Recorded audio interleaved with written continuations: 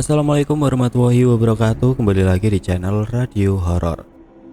Untuk kisah kali ini masih ada kelanjutan dari kisah yang sebelumnya. Sebuah kisah dari tulisannya akun Twitter yang bernama @netrasandikala. Sebuah kisah yang berjudul Cerita Tentang Mereka. Dan sebelum kita lanjut ke ceritanya, tekan dulu tombol like video ini dan jangan lupa tekan juga tombol subscribe channel ini. Dan nyalakan juga lonceng notifikasinya agar tidak ketinggalan cerita-cerita lainnya dari channel ini. Dan buat teman-teman yang pengen membaca langsung ceritanya, nanti silahkan saja kunjungi linknya yang nanti akan saya sertakan di kolom deskripsi. Dan seperti apa untuk kelanjutan dari kisah ini, langsung saja kita simak berikut ini.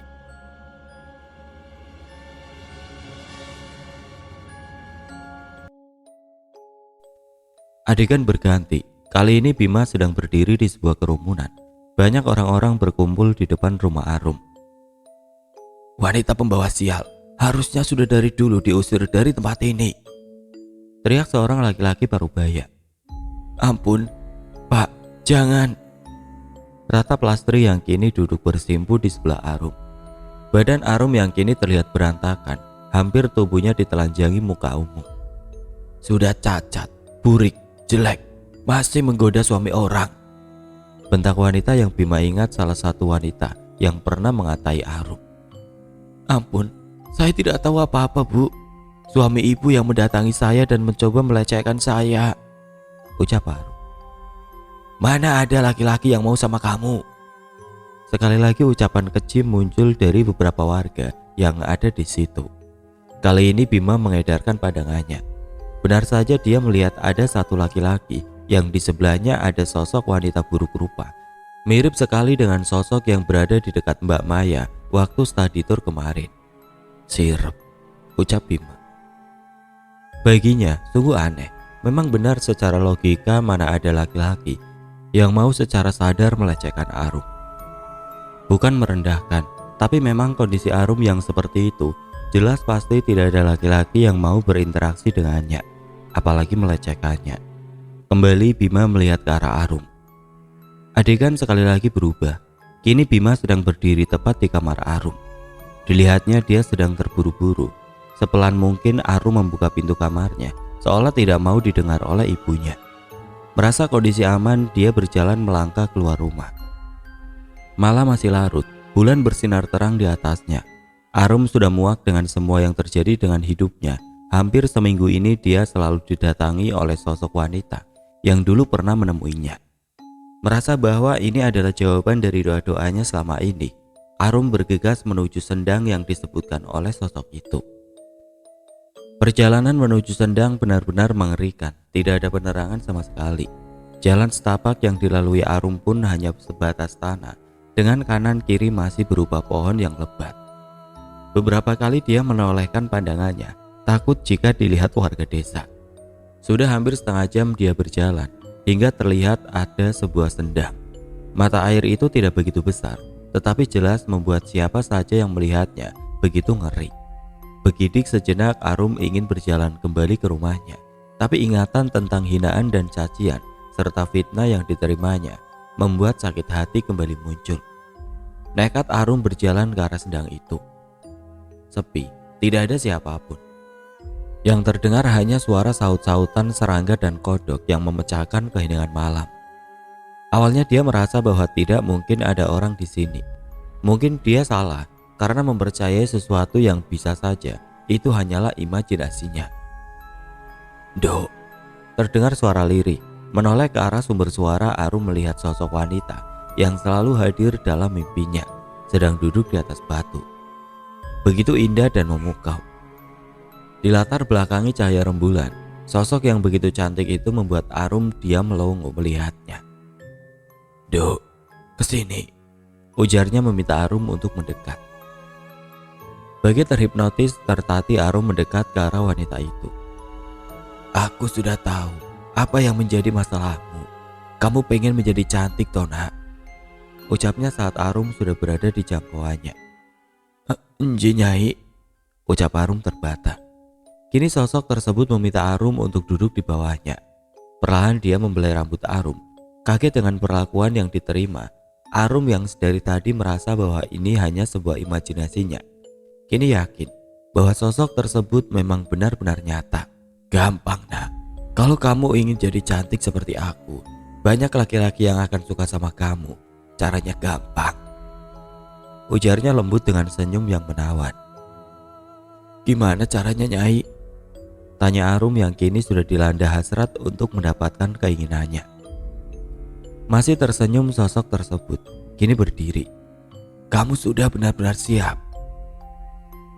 Saya sudah tidak kuat dengan ini semua Nyai, ucap Arum yang masih merasa sakit hati dengan perlakuan yang diterimanya selama ini.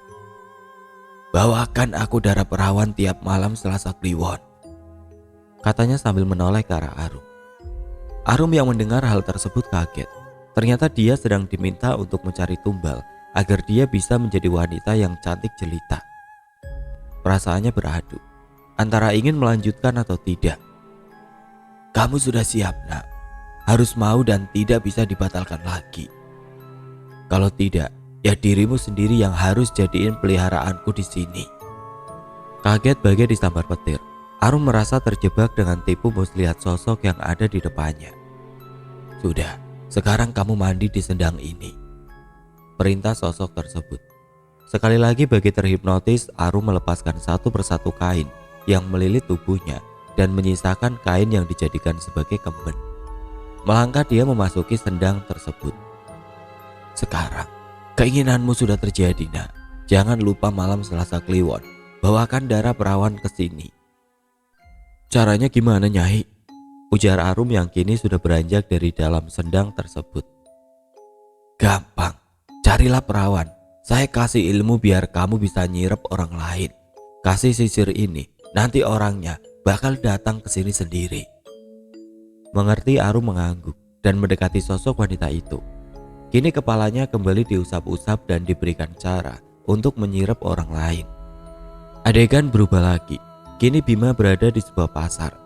Banyak sosok laki-laki yang memerhatikan wanita yang sedang berjalan di depan mereka. Wanita yang begitu cantik, Bima yang tidak tahu siapa sosok itu, namun seketika dia paham bahwa itu adalah Arum. Jauh berbeda dengan apa yang Bima lihat sebelumnya, sosoknya kini terlihat sangat cantik. Kulitnya bersih, rambutnya disanggul rapi, namun tetap saja Bima bisa melihat ada kabut hitam yang menyelimuti tubuh Arum. Dek, mau kemana? Kau sendirian? Tanya seorang pemuda yang berani mendekati Arum. Tersenyum Arum tidak menjawab dan malah pergi meninggalkan pemuda tersebut. Dia beranjak melenggak-lenggokkan pantatnya seolah sedang menggoda laki-laki yang ada di sana. Merasa senang mendapatkan perlakuan seperti itu, Arum berjalan kembali ke arah rumahnya. Aneh ya bu, tiba-tiba bocah itu jadi cantik seperti itu. Terdengar suara wanita yang masuk ke dalam telinga Arum. Tersenyum ia kembali berjalan dan tidak menghiraukan perkataan yang barusan didengarnya. Tunggu saja, kata Arum sambil mengingat perlakuan yang selama ini ia terima. Ingatan yang muncul saat dirinya dihina dan difitnah sekali lagi membuat dendam yang muncul begitu kuat. Adegan berganti lagi. Malam sudah datang.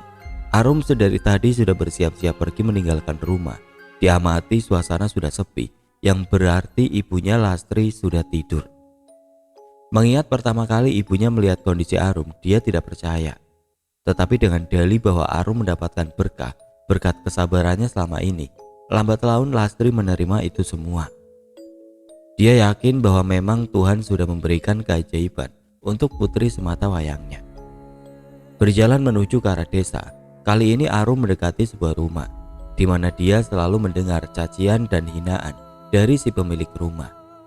Bu Anti, wanita yang benar-benar dibencinya. Dengan penuh dendam dia akan membalaskan apa yang sudah diperbuatnya selama ini. Beberapa saat dia melihat ke arah rumah itu. Begitu sepi dan tentram, menyeringai dia menaruh sisir kayu di bawah kursi. Arum yakin sisir itu akan digunakan oleh si pemilik rumah. Adegan berganti lagi. Suasana desa begitu gaduh, para warga sepertinya begitu panik. Terlihat beberapa orang mondar-mandir. Melihat itu, Arum segera menghampiri kerumunan tersebut. Ada apa pak? Tanya Arum pada salah satu warga. Itu Neng, anaknya Bu Hanti. Sejak kemarin dia seperti kesurupan. Kulitnya membusuk, Pagi tadi katanya meninggal dunia, jawab bapak tersebut. Setelah kejadian itu, setiap bulan pada saat malam Selasa Kliwon, selalu saja ada warga yang meninggal. Kecurigaan warga semakin menjadi, manakala sosok Arum yang dulunya cacat dan buruk rupa, tiba-tiba menjadi seseorang yang cantik. Tidak sampai di situ, banyak sekali pemuda yang mulai tergila-gila dengan Arum. Hingga puncaknya, warga merasa jengah. Mereka berbondong-bondong datang ke rumah Arum. Tanpa ada penjelasan apapun, rumah tersebut langsung dibakar oleh warga yang buta karena amarah. Terlebih oleh keluarga korban yang memang sedari dulu menaruh curiga kepada Arum. Melihat itu semua, Arum mencoba untuk melarikan diri bersama ibunya.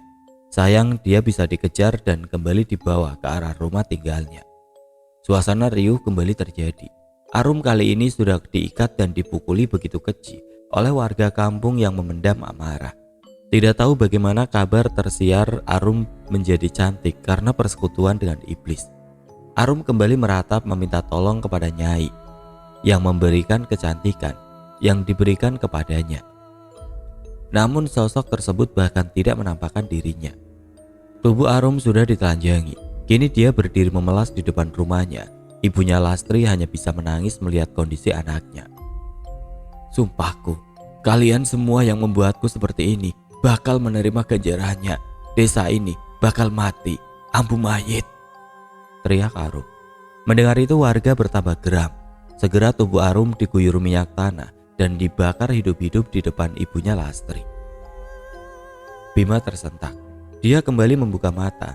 Apa yang dilihatnya benar-benar membuat muak dan marah. Sosok Gendiswari sudah banyak menjerumuskan orang-orang, memanfaatkan penderitaan seseorang untuk mendapatkan ingon-ingon untuknya. Bima berdiri, kemarahannya begitu membuncah, hasrat ingin melenyapkan Gendiswari begitu kuat. Sosok Banaspati yang ternyata dari tadi mengelilinginya, tiba-tiba berhenti karena merasakan amarah dari Cempoko Kuning yang meluap. Begitu juga Kromo Sengkono. Tiba-tiba dia membabi buta, menyerang para penghuni alas Lali Jiwo. Bima berjalan menuju arah Gendiswari. Tangannya terkepal dengan erat memegangi mata tombak Cempoko Kuning. Tidak ada satupun makhluk yang mendekat ke arah Bima. Mereka takut dengan aura Cempoko Kuning yang mengedarkan aura membunuh yang begitu kuat. Bima murka dengan apa yang dia lihat. Emosi menggelayuti dirinya, membuat lupa dengan semua yang tengah terjadi. Yang ada di dalam hatinya hanya ingin menghancurkan, membakar, dan membuat jerah sosok Gendiswari. Ia berjalan dengan langkah yang mantap. Tubuhnya yang kecil seolah terlihat sebagai seekor harimau yang mendekati mangsanya. Dia benar-benar hilang kesadaran. "Gendiswari!" teriak Bima lantang. Suaranya menggema memenuhi Sanggar Pati. Mengetahui itu bukan Bima, Pak Arif yang sedari tadi sedang berusaha mengumpulkan tenaga, mencoba untuk berdiri. "Celaka," ucapnya saat melihat Bima dengan tatapan bengisnya menuju ke arah Gendiswari. "Aku tidur sebentar. Kamu aku minta untuk menjaga Sanggar Pati. Rusak," bentak Bima yang kini sudah berhadapan dengan Gendiswari. Wanita itu bersimpuh di bawah Bima. Ketakutan menyelimuti Gendiswari. Kapan saja dirinya bisa dibakar oleh sosok yang berada di tubuh bocah Bima saat ini. Maaf Nyai," ratap Gendiswari memohon ampun. Tidak ada rasa belas kasihan yang muncul. Yang ada di dalam diri Bima hanya ingin menghancurkan sosok yang ada di depannya. "Tidurlah," ucapnya sambil mengangkat mata tombak yang sedari tadi dipegangnya. Melihat itu Gendiswari hanya bisa pasrah. "Bima, kendalikan dirimu. Ingat apa yang aku katakan. Mereka tergantung pada dirimu," ujar Pak Arif yang sudah tiba-tiba memegangi tangan Bima. Mengetahui hal tersebut, Bima menoleh dan menyeringai kepada Pak Arif. "Bocah ini sudah bukan menjadi urusanmu lagi," ucap Bima dengan menampilkan seringai mengerikan. "Ngapunten Nyai, ini tetap jadi urusan saya. Karena saya dan Bima kesini untuk mengambil sukma dari Maya," ucap Pak Arif sambil memperlihatkan kondisi Maya yang berada di tengah pendopo. "Terlebih Simba sudah berpesan kepada saya jika saya harus menyelamatkan cucu perempuannya. Jika Gendiswari dibakar sekarang, sukma Maya juga akan ikut terbakar," lanjut Pak Arif. Mendengar hal tersebut, Bima menurunkan tangannya. Dia berbalik dan berjalan menuju ke arah pendopo. Dilihatnya Maya memang masih terkulai. Tubuhnya seolah sedang tertidur. "Anak cantik, bangun," ucap Bima lirih sambil membelai rambut Maya. Terjadi pergerakan. Tubuh Maya bergerak perlahan, sedang Bima tersadar dengan apa yang barusan dia lakukan. Dia tahu, dia melihat semua. Dia ingat, emosinya tadi membuat dirinya lepas kendali. "Mbak Mai," ucapnya sambil bersimpuh di sebelah kursi rotan itu. Bima, tolongin Mbak Bim. Mbak mau pulang. Mbak takut di sini." Jeritnya meraih tangan Bima. "Iya Mbak, setelah ini kita pulang ya," ucapnya sambil masih menenangkan saudara sepupunya itu. Dirasa sudah tenang kembali, Bima melihat ke arah tengah lapangan. Gendiswari masih duduk bersimpuh. Pak Arif yang berada di dekatnya menjaga agar dia tidak kabur. "Bim, sebaiknya kita bawa Maya ke tempat Simba," ujar Pak Arif saat sudah tiba di sisi Bima. "Kenapa Pak? Kita tidak langsung pulang?" tanya Bima heran. "Sukma Maya sudah terlalu lama di sini. Aku sedikit tidak tahu apakah akan berdampak pada raganya. Tetapi lebih baik kita ke gubuk Simba dulu. Dia akan memberitahu apa yang harus kita lakukan," jawab Pak Arif. "Lalu bagaimana dengan Gendiswari Pak? Kalau dia dibiarkan seperti ini, bisa saja dia akan mencari mangsa lain untuk menjadi ingon-ingonnya," kata Bima sambil melihat ke arah Gendiswari. Dia tidak akan pernah percaya dengan muka penyesalannya. "Dia takut sama Cempoko Kuning, Cak," kata Kromo Sengkono yang tiba-tiba sudah berada di sebelah mereka. Tidak bisa dipungkiri, saat ini dengan kejadian yang sudah Bima lihat, tidak bisa lagi dia merasa kaget dengan kemunculan mereka yang tiba-tiba. "Tapi bagaimana jika kejadian seperti ini terulang lagi?" ucap Bima yang kalut. "Banaspati," panggil Kromo Sengkono mendekat ke arah mereka. Banaspati kini berjalan seperti seorang anak kecil, tapi di sekitar tubuhnya menghilang. "Apa?" ucapnya saat sudah sampai di depan mereka. "Jaga Gendiswari, jangan sampai dia pergi dari sini," ujar Kromo Sengkono. Awalnya dia menolak, katanya tidak ada urusan dengannya mengenai sosok Gendiswari. Banaspati hanya menerima perintah dari Cempoko Kuning. "Tidak mau kamu nak, tidak nurut sama saya," ucap Bima lirih. Mereka semua terkesiap, terutama Banaspati yang tiba-tiba saja bersimpuh di depan Bima. "Maaf Nyai, saya siap menjaga Gendiswari di sini." "Ya sudah," lanjut Bima sambil tersenyum lembut. Mendengar itu Banaspati kembali menjadi sosok bola api dan terbang mengitari Gendiswari yang masih duduk tersimpuh di lapangan depan pendopo. "Nyai," ucap Pak Arif. Bima yang mendengar itu tersenyum. "Ini Bima Pak, tadi hanya pura-pura biar dia mau menjaga Gendiswari," ucapnya terkekeh sendiri dengan apa yang dilakukan barusan. "Sialan kamu Bim, aku pikir kamu dirasuki sosok itu lagi. Energi kalian benar-benar sudah bercampur," kata Pak Arif. Sedang Kromo Sengkono yang mendengar itu justru tertawa melihat Bima yang dengan persis bisa menirukan sosok Cempaka Kuning. "Sini, sudah ditunggu kakek," ujar Kromo Sengkono. Bima dan Pak Arif mendekat ke arah Kromo Sengkono. Kali ini Pak Arif menggendong Maya. Kromo Sengkono memegangi pundak mereka. Sekali lagi, sensasi yang tidak mengenakan terjadi. Bima merasa terhimpit sesuatu yang menyesakan. Menghirup nafas dalam-dalam, Bima mencoba mengatur nafasnya. Dia tidak begitu suka perjalanan seperti ini. Ingin rasanya segera kembali ke dunia manusia. Terlihat Simba sudah berdiri di depan gubuk. Senyumnya merekah melihat mereka semua berjalan ke arahnya. "Assalamualaikum," ucap Bima dan Pak Arif serentak. "Waalaikumsalam. Gimana? Sudah selesai?" ujarnya dengan senyum yang mendamaikan. "Sudah kek, tapi..." ujar Pak Arif yang segera dipotong oleh Simba. Sudah, aku sudah tahu. Sini istirahat dulu sebelum pulang," pintanya sambil menunjuk amben yang ada di sebelahnya. Berjalan mereka bertiga duduk di amben tersebut, sedang Mbak Maya yang kembali tidak sadarkan diri ditidurkan di amben di dalam gubuk. Beberapa saat mereka terdiam. "Kakek cuma punya ini, diminum dulu biar enakan," ucapnya sambil menyodorkan kendi coklat dari tanah liat. Mereka bertiga meminum bergantian. Rasa dahaga membuat air di dalam kendi seketika habis tidak tersisa. Energi mereka kembali pulih. Tampak luka-luka lebam yang ada di tubuh mereka juga lambat laun menghilang. "Mbak, ini air apa toh? Kok ajaib?" ucap Bima. Serentak mereka yang ada di sana tertawa. Tiap kali Bima menanyakan sesuatu yang di luar nalar, pasti selalu diketawakan. "Bim, kamu sudah melewati sesuatu yang di luar nalar. Apa perlu pertanyaan seperti itu?" ujar Pak Arif yang masih terkekeh. Sebal karena ditertawakan, kini Bima memilih untuk diam. Pikirannya masih mengingat-ingat kejadian yang telah dilaluinya. "Mbak Maya gimana, Pak?" tanya Bima kepada Pak Arif. Setelah sekian lama diam, ada setitik keraguan yang muncul di wajahnya. Bima mengamati lekat-lekat wajah laki-laki parubaya yang ada di depannya saat ini. Ia terlihat kelelahan di setiap guratan wajahnya. "Maya sudah terlalu lama di sini, Le. Tidak mudah membalikan Sukma yang sudah terlanjur hidup di sini lama," ujar Simba. "Terus gimana, Mbah?" ucap Bima sedikit kecewa. "Bagaimana jika nanti Sukma Mbak Maya tidak bisa kembali ke tubuhnya?" Perjalanan ini terasa percuma jika akhirnya Bima tidak bisa menolong sepupunya. "Sudah, tidak usah khawatir.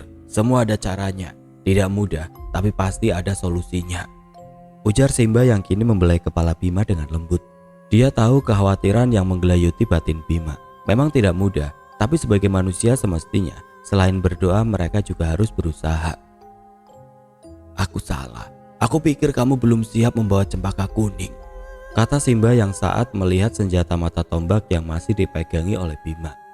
Mendengar itu semua menoleh ke arah Simba yang kini telah berdiri memunggungi mereka. "Maaf, Mbah, saya mau tanya. Kok bisa Bima mengambil pusaka itu?" ujar Pak Ari penasaran. Kejadian Bima memanggil pusaka cempaka kuning benar-benar di luar dugaannya. Cempaka kuning senjata yang luar biasa mematikan. Bagaimana bisa Bima mengambil pusaka itu sedang saat ini dirinya belum sepenuhnya bisa mengendalikan kekuatannya? "Takdir yang memilih, Nak. Aku sendiri juga tidak bisa menjawab. Semua sudah ketentuan Tuhan. Tapi aku lihat-lihat, jika seperti itu, lebih baik sementara pusaka itu ditinggal di sini dulu. Kalau sudah waktunya Bima siap, biar nanti datang sendiri ke tempat Bima," jelas Simba. Bima yang mendengar hal itu kembali teringat kejadian yang ia lalui saat dimana dirinya merasa benar-benar marah dengan Gendiswari.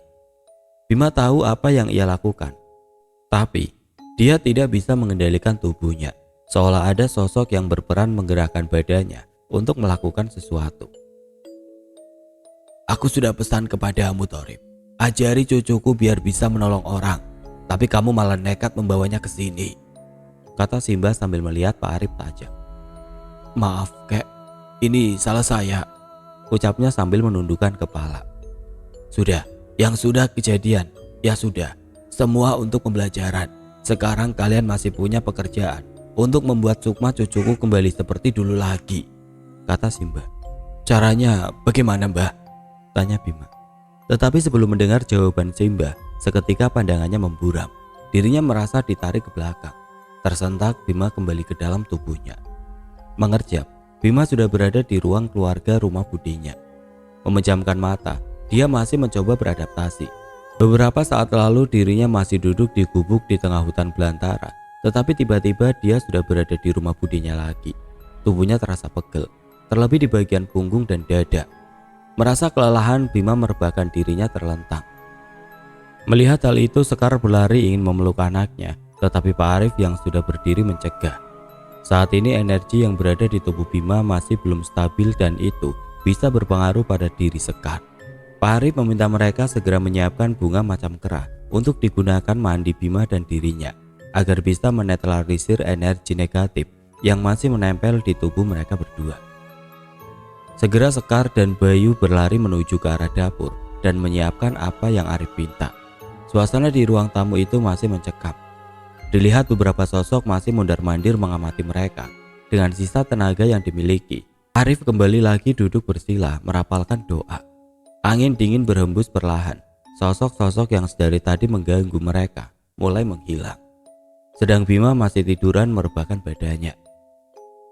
"Astaga, kenapa rasanya capek sekali?" batin Bima sambil menatap ke arah langit-langit ruang keluarga tersebut. Tersentak, Dia teringat dengan kondisi Mbak Maya. Dia segera bangkit memastikan apakah sepupunya sudah bangun. Tapi dugaannya salah, Maya masih tertidur lelap. Walau asap hitam yang menyelimutinya sudah semakin memudar. "Bagaimana, Rip?" tanya Pak Ade ketika Arif selesai bersila dan duduk menyandarkan tangannya. "Setelah aku dan Bima bersih-bersih, akan aku jelaskan semuanya," ujarnya singkat sambil merebahkan diri dan menutup matanya. Melihat itu Bima tersenyum. Perjalanan yang dia lakukan benar-benar membuatnya semakin yakin akan kebesaran Tuhan yang Maha Kuasa. Sekar kembali dari dapur. Semua sudah disiapkan. Bima dan Pak Arif bergantian memakai kamar mandi untuk membersihkan diri. Namun sebelum itu, bunga macan kera yang sudah disediakan di atas tampa dibacakan doa terlebih dahulu oleh Pak Arif. Segera setelah ritual pembersihan diri selesai, mereka semua kecuali Bude berkumpul di taman belakang. Kopi panas terlihat mengepul dari gelas cangkir di depan mereka. Kecuali Bima, dia meminta untuk dibuatkan segelas besar susu coklat panas kesukaannya. Rokok sudah terselip di kedua jarinya. Tidak ada rasa sungkan lagi di dalam diri Bima saat merokok di depan kedua orang tuanya. "Gimana, Rip?" Sekali lagi Pak Ade bertanya kepada Arif. Sejenak Pak Arif diam dan menghisap rokoknya dalam-dalam. "Masih ada yang perlu aku dan Bima lakukan, dan sekarang aku juga butuh bantuan dari kalian semua." "Maksudnya, apa semua ini belum berakhir?" tanya Bayu yang mulai khawatir. Seketika dia melihat anak semata wayangnya. Sedari tadi malam dia begitu panik saat Bima tiba-tiba mengeluarkan darah dari mulutnya. Hampir saja dia nekat ingin membangunkan Bima.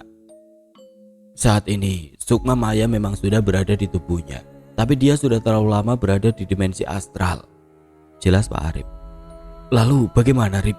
lanjut Pak Ade yang kini mulai kembali terlihat resah. "Bisakah kalian membawa dokter ke sini dan setidaknya memberikan asupan nutrisi untuk Maya?" ujar Pak Arif yang tidak menjawab pertanyaan Pak Ade. Meskipun Sukma Maya sudah kembali, tetapi kesadarannya belum pulih. Sedang raganya juga memerlukan nutrisi untuk bisa terus bertahan hidup. "Bisa, akan aku lakukan," tegas Pak Ade yang akan berusaha apapun untuk memastikan keselamatan putrinya. Tanpa meminta penjelasan dari Arif, dia tahu kalau itu dimaksudkan agar raga putrinya tetap bisa bertahan dengan adanya nutrisi yang masuk. "Setelah ini, beristirahatlah. Aku dan Bima membutuhkan banyak tenaga untuk memulihkan diri.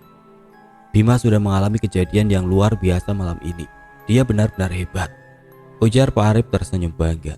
Memang benar tanpa dia duga, Bima memang orang yang benar-benar istimewa. Begitu malas membuka mata seolah kasur yang digunakan untuk tidur begitu menempel di punggung Bima.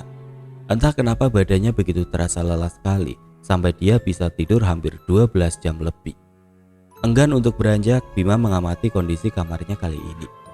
Beberapa hari yang lalu, dia merasa ketakutan dengan apa yang dia lihat. Sekarang rasanya, kejadian itu sudah lama sekali terjadi. Beranjak, dia membuka pintu berjalan menuju kamar mandi. Para orang tua ternyata sudah berkumpul di dapur. Wajah mereka terlihat lebih baik daripada kemarin malam. "Bim, sudah bangun kamu?" ucap Bayu yang melihat kehadiran Bima. Mendengar itu sontak Sekar segera bangkit menuju Bima. Dia memeluk kencang anak semata wayangnya. "Pak Arif sudah menceritakan semua yang kamu alami semalam.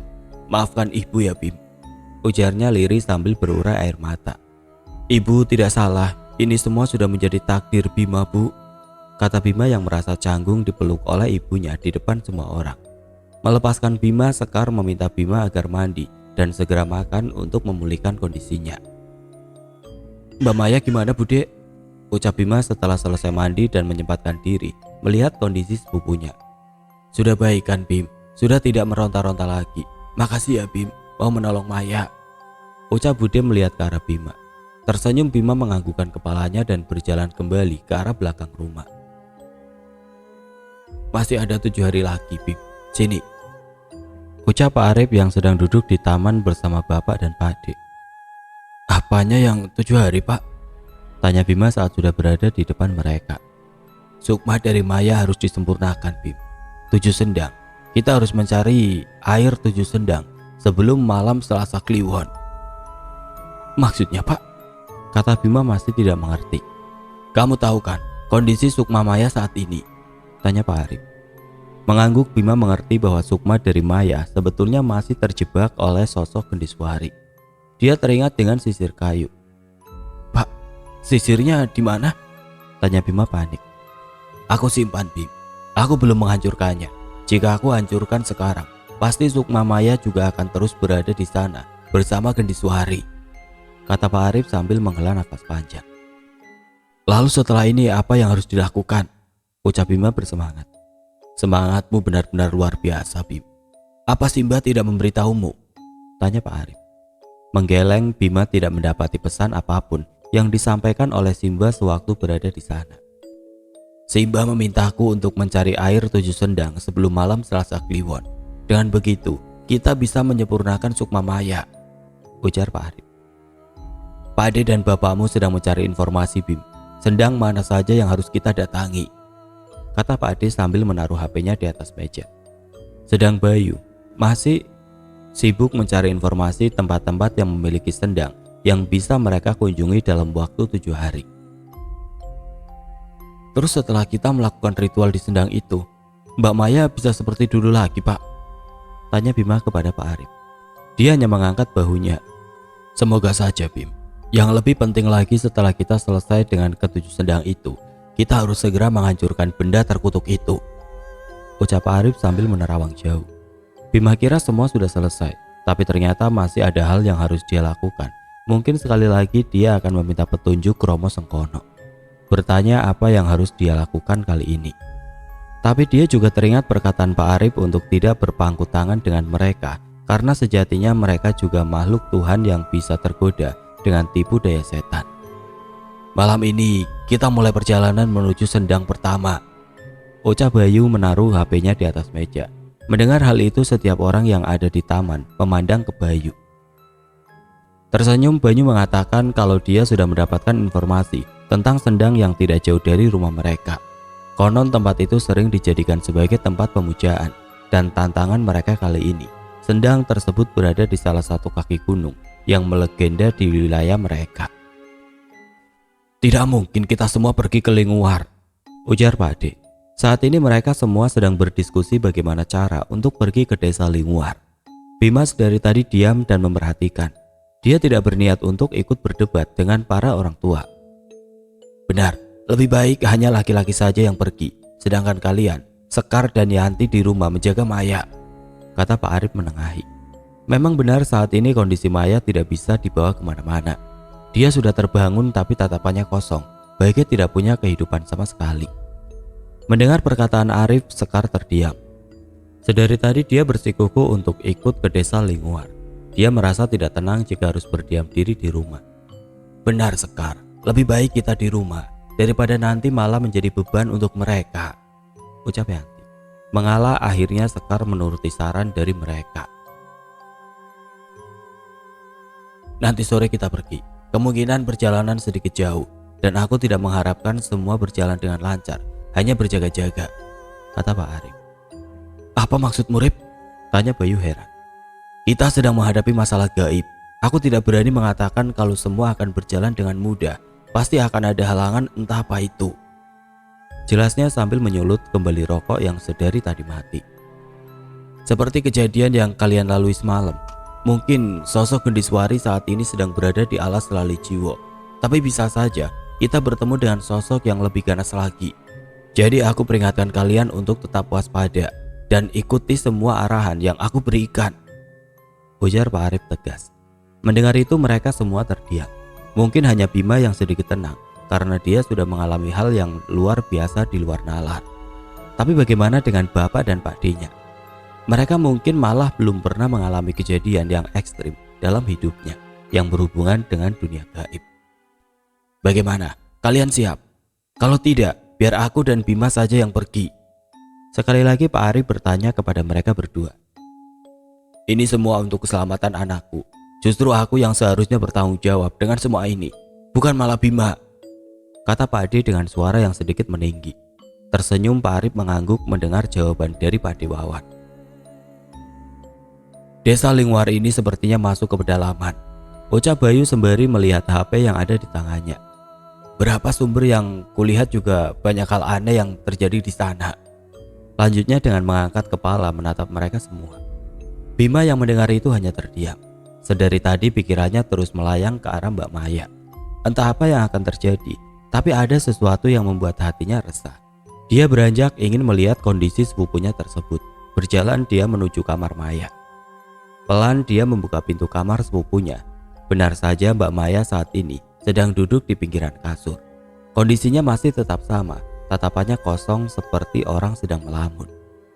Mbak, ucap Bima mendekati Maya. Mbak Maya ngapain? Ucap Bima yang sudah duduk di sebelahnya. Menengok ke arah Bima, Maya berbisik. Tolong aku Bim, aku takut, ucapnya lirik. Aku sudah dari kemarin diajak pergi oleh wanita itu Bim. Heran dengan perkataan sepupunya, siapa yang mengajaknya pergi? Apa Gendiswari datang kembali ke sini lagi, ke rumah ini? Siapa Mbak? Bima mencoba bertanya. Mereka Bim, jawab Mbak Maya sambil menunjuk ke arah sudut kamarnya. Bima menengok ke arah di mana Maya menunjuk, tapi tidak ada apapun di sana. Kalaupun ada demit di sekitar mereka, pasti Bima sudah bisa langsung merasakan hal tersebut. Tetapi kondisi kamar Mbak Maya saat ini benar-benar terlihat tenang. Sekarang istirahat ya Mbak, nanti kita cari cara biar kamu bisa seperti dulu lagi, ucap Bima yang mulai beranjak dari sisi ranjang yang sedari tadi ia duduki. Selasa Kliwon, sudah dekat, Sanggar Pati akan ramai, ucap Mbak Maya tiba-tiba. Menoleh, Bima terkesiap mendengar ucapan sepupunya barusan. Batinnya benar-benar tidak enak. Apa yang sebenarnya sedang terjadi? Oke teman-teman, sampai di sini dulu ceritanya. Nantikan kelanjutan kisah ini di video berikutnya. Agar tidak ketinggalan, klik tombol subscribe channel ini dan nyalakan lonceng notifikasinya. Wassalamualaikum warahmatullahi wabarakatuh.